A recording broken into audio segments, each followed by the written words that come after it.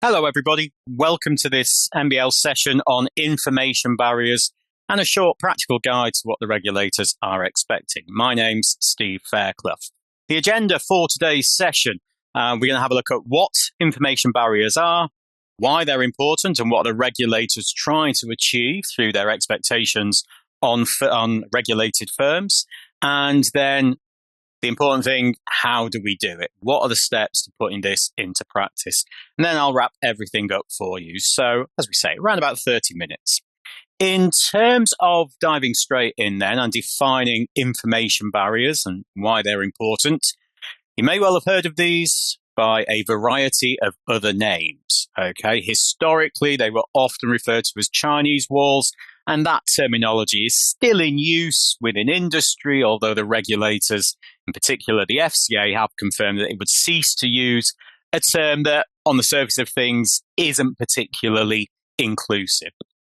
So we'll refer to walls still, but ethical walls or information barriers. And as the image shows, it's based on the idea of a great big wall. Typically, the one in China is what comes to mind, and that keeps things, people, tribes separate. And that's what we're trying to do with our data. So you can see my image of a computer there is to reflect the data that sits on one side of the wall and cannot be accessed by people on the other.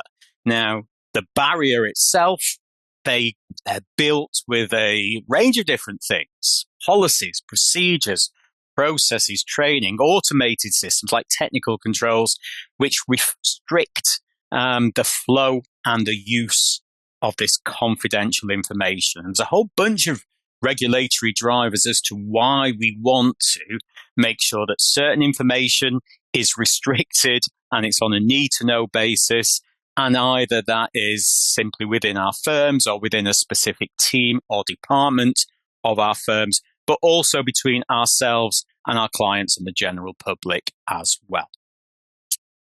Of course, alongside all of the regulatory drivers, we should also be thinking about some of the commercial reasons why we'd want to keep certain data restricted and within a select few people within the firm. And that's so we can start to think about when we're making these announcements and how do we position those. And I think the commercial aspects go hand in hand with the regulatory ones, but certainly we shouldn't focus exclusively on the regulatory side of things.